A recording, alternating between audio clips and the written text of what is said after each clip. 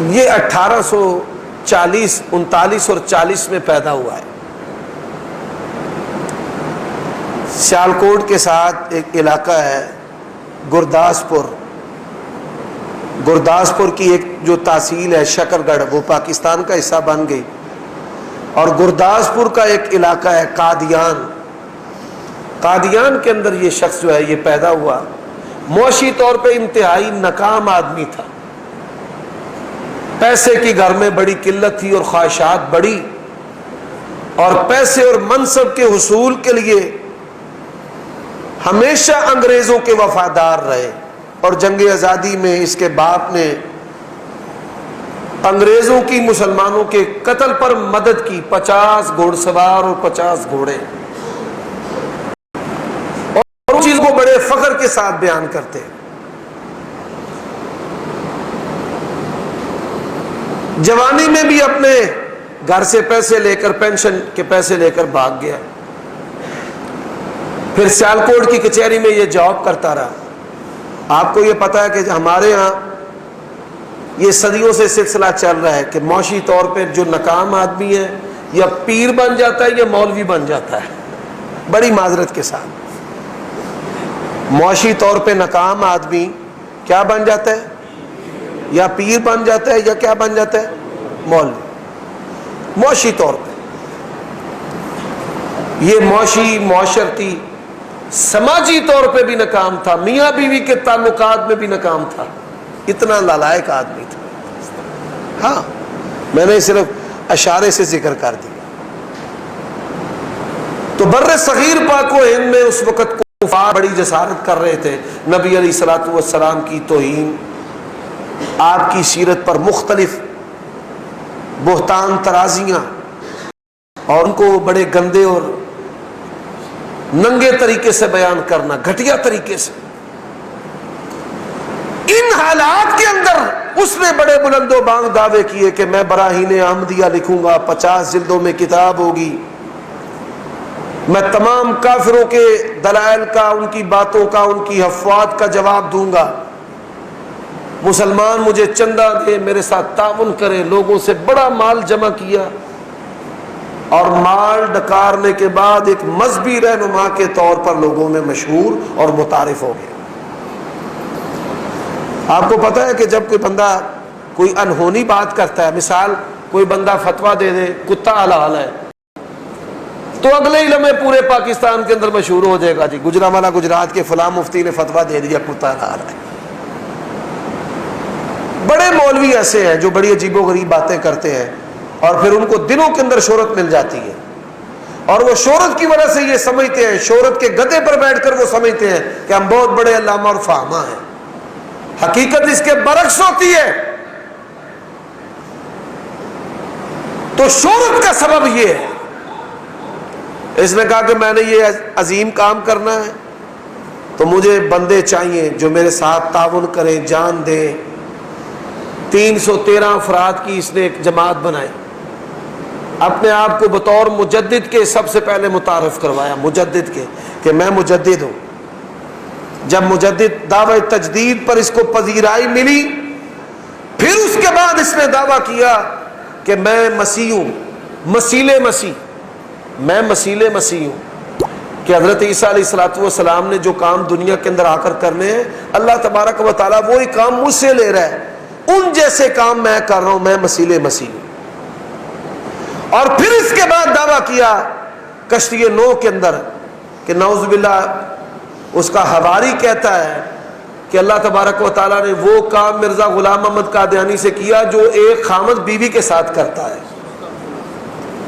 اور کشتی نوح میں اس نے خود لکھا کہ مجھے حمل ہوا 10 ماہ کا، اور 10 ماہ کے بعد میں عیسیٰ ابن مریم بن گیا، میں وچوں میں ہویا، میں ولد میں۔ بڑی عجیب و غریب اس کی باتیں ہیں۔ پوری دنیا کے باطل نظریات کا معجون مرکب اگر کوئی فتنہ ہے تو یہ قادیانیوں کا فتنہ ہے، اور ان کی تمام تر کوششوں اور کاوشوں کا جو مقصد ہے وہ کیا ہے؟ پاکستان کو نقصان پہنچانا اور مسلمانوں کو نقصان پہنچانا۔ ان کی کوششوں اور کاوشوں کا ہمیشہ یہ مرکز اور محور رہا ہے. اور گرداسپور کے مسلمان بڑے مطمئن تھے اپنے گھروں میں کہ یہ اکثریتی علاقہ جو ہے یہ پاکستان کا حصہ بنے گا. لیکن قادیانیوں کی ریشہ دوانیوں کی وجہ سے 1948 کے اندر جو گرداسپور کا علاقہ قادیان کا علاقہ ہے وہ انڈیا کے ساتھ جوڑ دیا گیا. اور انہوں نے یہ کام کیوں کیا؟ اس لیے کیا کہ پٹھان جب نکلے اور انہوں نے گلگت بلتستان اور کشمیر کا علاقہ فتح کر لیا، انہاں کیا ہے نا پٹھانا مسلمانہ ساڑھے پیو دی قبر بھی پٹ مارنی ہے. اس کو بچانے کا ایک ہی حل ہے کہ پاکستان کا حصہ جو ہے وہ قادیان کو نہ بننے دیا جائے. اور آج بھی پاکستان کی اسٹیبلشمنٹ اندر یہ گندے دانے سنیوں کے روپ میں، مسلمانوں کے روپ میں داخل ہو کر پاکستان کے خلاف ریشہ دیوانیوں میں مصروف ہے. اور وہ یہ تاثر دینا چاہتے ہیں کہ پاکستان کی پارلیمنٹ نے ہمیں کافر قرار دیا ہے، اس وجہ سے یہ روح دن بہ دن تنزلی کا شکار ہے. اللہ تبارک و تعالیٰ کی توفیق سے نہ یہ دین تنزلی کا شکار ہے، نہ مسلمان تنزلی کا شکار ہے. ہم اپنے ایمانی کمزوری اور عملی کوتاہیوں کی وجہ سے فتنوں کا شکار ہے، آپ لوگوں کی وجہ سے نہیں. حضرات، پھر لوگوں نے سوال کیا کہ تو حضرت عیسیٰ ہے، تو عیسیٰ علیہ الصلوۃ والسلام کے تو معجزات تھے. وَأُبْرِئُ الْأَكْمَحَ وَالْأَبْرَصَ وَأُحْيِي الْمَوْتَ بِإِذْنِ اللَّهِ، کہ وہ مردوں کو زندہ کرتے تھے.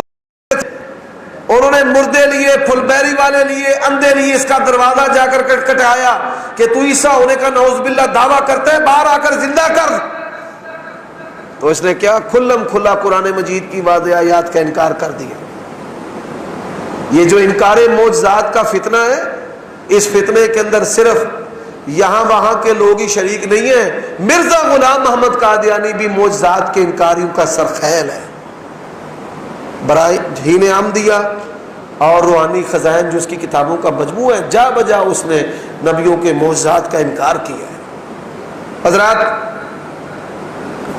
پھر اس ظالم نے دعویٰ کیا کہ میں نبی و رسول ہوں، اور نعوذ باللہ جس نے محمد صلی اللہ علیہ وسلم کو دیکھنا ہے وہ مجھے دیکھ لے. پاکستان کا کوئی قادیانی 1,00,000 روپے ہم اس کو انعام دیں گے. انعام تو دور کی بات ہے، یہ بہانہ کرتے ہیں کہ ہم پاکستان میں گفتگو نہیں کر سکتے. دبئی میں، ایران میں، چائنا کے اندر، انڈیا کے اندر جہاں تمہارے لیے آسانی ہے. یورپ کے ویزے لگنا مشکل ہے، ہم ویسی بات ہی نہیں کرتے. ہم اس ملک کی بات کرتے ہیں جہاں کے ویزے لگنے آسان ہے، جہاں پہ جانا آسان ہے. آپ چلے جائیں مرزا غلام احمد قادیانی کی سیرت پر، اس کے کردار پر، یہ زہر کا پیالہ تو پی لیں گے، کبھی بھی گفتگو نہیں کریں گے. حالانکہ جو نبی و رسول ہوتا ہے سب سے پہلے وہ اپنا کردار پیش کرتا ہے. کیا پیش کرتا ہے؟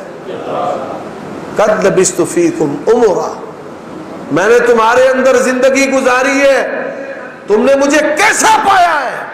تو آپ کے مخالفین جو ہے وہ کیا کہتے ہیں کہ ہم نے آپ کو صادق اور امین پایا ہے. اور جنسی خرابی بھی ہو، نشے کا استعمال بھی ہو، حرام خوری بھی ہو، انگریز کی تابع داری بھی ہو، مسلمانوں کے ساتھ دشمنی بھی ہو، اور زبان بھی گندی اور ننگی گالیوں کے ساتھ بھری پڑی ہو، یقین جانیے امت کا بدماش سے بدماش آدمی کا کردار بھی مرزا غلام محمد قادیانی کے کردار سے 1000 درجہ بہتر ہے. مجھے حیرت ہوتی ہے کئی واعظین اللہ کے نبی اور مرزا غلام محمد قادیانی کا آپس میں کمپیریزن کرنا شروع کر دیتے ہیں، حالانکہ امت مسلمہ کے عام آدمی، عام تو کیا کسی بدماش آدمی کے سیرت و کردار کا مقابلہ کرنا بھی مرزا غلام محمد قادیانی کے ساتھ میں درست نہیں سمجھتا. اس نے پھر دعویٰ کیا نعوذ باللہ میں نبی و رسول ہوں اور میں محمد ہوں، نعوذ باللہ استغفر اللہ، هو الذی ارسل رسولہ بالہدی، اس سے مراد میں ہی ہوں. اور پھر مرزا بشیر الدین محمود جو مرزا غلام محمد قادیانی کا بیٹا ہے، اس نے کہا جس طرح تمام انبیاء کو ماننا ضروری ہے، ان میں سے کسی کا انکار کرنے والا کافر ہے، اسی طرح میرے باپ کی نبوت اور رسالت کا جو انکار کرتا ہے وہ بھی کافر ہے. معصوم بچہ مسلمانوں کا مر جائے وہ بھی کافر ہے، اس کا جنازہ پڑھنا بھی جائز نہیں. یہ کہتے ہیں نا جی انہوں نے ہمیں کافر کیا ہے. گزشتہ دنوں ایک ویڈیو وائرل ہوئی ہے سوشل میڈیا پر کہ پاکستان کا عبدالشکور ایک بوڑھا ٹرمپ کو کہہ رہا ہے کہ ہمیں یہ کافر کہتے ہیں. یقیناً آپ کافر اور آپ کو کافر کہنا ہم ثواب سمجھتے ہیں، لیکن کافر تمہارے بڑوں نے کہا ہے. اور پھر میں نے ایک پیغام بھیجا فوراً ٹویٹر پر بھی اور ایسے جو ذرائع سوشل میڈیا کے جو انتہائی تیز ہیں کہ اس کی بات کا اعتبار کرنے سے پہلے اپنے عیسائی علماء سے پوچھ لو کہ یہ لوگ کیسے ہیں. یقین جانیے حضرت عیسیٰ علیہ الصلوۃ والسلام کی یہودیوں کے بعد سب سے بڑھ کر وہ مرزا غلام احمد قادیانی ہے. لکھتا ہے کہ نعوذ باللہ حضرت عیسیٰ کی دادیاں اور نانیاں زناکار اور کسبی عورتیں تھیں. عیسائیوں کو پتا ہے کہ یہ انتہائی خناس اور ذلیل آدمی ہے. اور اس کا کتاب چاہے غلطی کا ازالہ برائی نے ہم دیا، اس کی یہ 18ویں جلد ہے، اس کے اندر ہے کہ میرے ایک مرید سے پوچھا گیا کہ جس کو تو مانتا ہے اس نے تو دعویٰ کیا نبی رسول کا. اس نے کہا نہیں، اس نے تو دعویٰ نہیں کیا. تو کہتا ہے میرے مرید کو غلط فہمی ہے، میں اس رسالہ کے ذریعہ بتانا چاہتا ہوں کہ میں اللہ کا نعوذ باللہ سچا نبی رسول ہوں. سچا خدا وہ ہے جس نے قادیان کے اندر اپنا رسول بھیجا ہے. اور قادیانیوں کے بعض فرقے ایسے ہیں جو قادیان کی طرف منہ کر کے نماز پڑھا کرتے تھے. خناس ظہیر الدین اروپی یہ قادیان کی طرف کہ قادیان جو ہے وہ اب قبلہ و کعبہ ہے اور اس کی طرف وہ منہ کر کے نمازیں پڑھتا ہے. اور اس کے بعد اس فتنہ کے ظاہر ہونے کے بعد جتنی بھی نبوت کے دنیا میں دعوے ہوئے ہیں ان کی اکثریت مرزا غلام احمد قادیانی کی جماعت تعلق رکھتی ہے. تو میرے بھائیوں اور دوستوں، ہماری ذمہ داری کیا ہے؟ یہ جذباتی ایمانی حساس مسئلہ ہے. ہماری ذمہ داری، آخری بات جو میں کرنا چاہتا ہوں، کافروں کی 6 قسمیں ہیں قرآن اور حدیث میں. کتنی قسمیں ہیں؟ پھر بولیے 6. ایک طرح کوئی کافر نہیں ہے. پہلی قسم جو اللہ تعالیٰ کو نہیں مانتے، وَمَا يُهْلِكُنَا إِلَّا الدَّهْرُ وَمِنْهُمْ أُمِّيُّونَ لَا يَعْلَمُونَ الْكِتَابَ إِلَّا أَمَانِيَّ. دہریے. دوسری قسم بتوں کے پجاری، مشرک. تیسری قسم اہل کتاب، لم يكن الذين كفروا من اہل الكتاب والمشرکین. اہل کتاب یہودی، عیسائی اور مجوسی، یہ اہل کتاب کے حکم میں ہیں جو آتش پرست ہیں. کافروں کی چوتھی قسم منافق، انہم کفروا باللہ ورسولہ. دنیا کے اندر سارے احکام مسلمانوں والے ہیں، لیکن آخرت میں ان المنافقین فی الدرک الاسفل من النار. پانچویں قسم مرتد. حدیث کے اندر ابو موسیٰ اشعری رضی اللہ تعالیٰ عنہ یمن گئے تو ایک بندہ زنجیروں کے اندر جکڑا ہوا تھا معاذ بن جبل کے پاس. کہا کون ہے؟ یہ مرتد ہے. کہتے ہیں تب تک گھوڑے سے نہیں اتروں گا جب تک مرتد کی گردن اس کے تن سے نہ جدا کرے. مرتد کی سزا قتل ہے، حاکم وقت اس کو قتل کرے. اور چھٹی قسم کا جو کافر ہے وہ کون ہے؟ چھٹی قسم کا کافر ہے جو زندیق ہے. کون؟ زندیق. ہماری ذمہ داریاں کیا ہیں بھائی؟ سمجھ لو. زندیق کسے کہتے ہیں؟ ہے شراب، کہتا یہ جامع شیریں ہے، یہ روح افزا ہے، یہ شربت ہے. جو بندہ حرام کو حلال بنائے وہ زندیق ہے. گدھے کا گوشت ہے، کہتا ہے کہ یہ بھینس کا گوشت ہے، کٹے کا، وچھے کا. کتے کا گوشت ہے، کہتا ہے یہ بکرے کا گوشت ہے. یہ زندیق ہے. مرزا غلام احمد قادیانی کا دعوی نبوت اور رسالت کفر ہے. جو اس کو اسلام بنا کر پیش کرے گا وہ زندیق ہے. اور زندیق کافر سب سے بدترین کافر ہے. مرتد سے بھی زیادہ اس کے سخت احکام ہیں. کس سے زیادہ؟ مرتد سے بھی زیادہ اس کے سخت احکام ہیں. آپ کو پتہ چل جائے یہ قادیانی الیک سلیک حال چال ختم. آپ کو پتہ چل جائے یہ قادیانی ہے، سودا نہ بیچنا ہے نہ لینا ہے، سوشل بائیکاٹ ہے. زندیق جو بھی زندیق کافر ہوگا اس کا سوشل بائیکاٹ واجب ہے. اور یہ میرا فیصلہ نہیں، اہل السنہ والجماع کا اس کے اوپر اجماع ہے. اہل السنہ والجماع کا یہ جو کافر زندیق ہے ایسا کافر اس کا سوشل بائیکاٹ ہے. آپ بیمار ہو جائے تیمارداری نہیں کر سکتے، کافر کا جنازہ تو پڑھنا ہی نہیں نا. آپ تیمارداری نہیں کر سکتے، آپ اس کی شادی میں نہیں جا سکتے، آپ غمی میں نہیں جا سکتے، آپ تعزیت نہیں کر سکتے، آپ کاروبار نہیں کر سکتے، نہ آپ چیز دے سکتے ہیں نہ لے سکتے ہیں. حالانکہ ان سے پہلے جو کافر ہیں اہل کتاب کی آپ بیٹی لے سکتے ہیں لیکن ان کو بیٹی دے نہیں سکتے. منافقین مسلمان ہیں، ان کے ساتھ بیٹی کا رشتہ کیا بھی جا سکتا ہے اور ان کی بیٹی کا رشتہ لیا بھی جا سکتا ہے. دنیا میں سارے احکام منافقوں کے مسلمانوں والے ہیں. نہ کرنا بہتر ہے لیکن بات جواز کی ہو رہی ہے. اور یہ کافر ہے، نہ رشتہ دیا جا سکتا ہے نہ لیا جا سکتا ہے، نہ خوشی نہ غمی نہ تیمارداری اور نہ ہی کاروباری.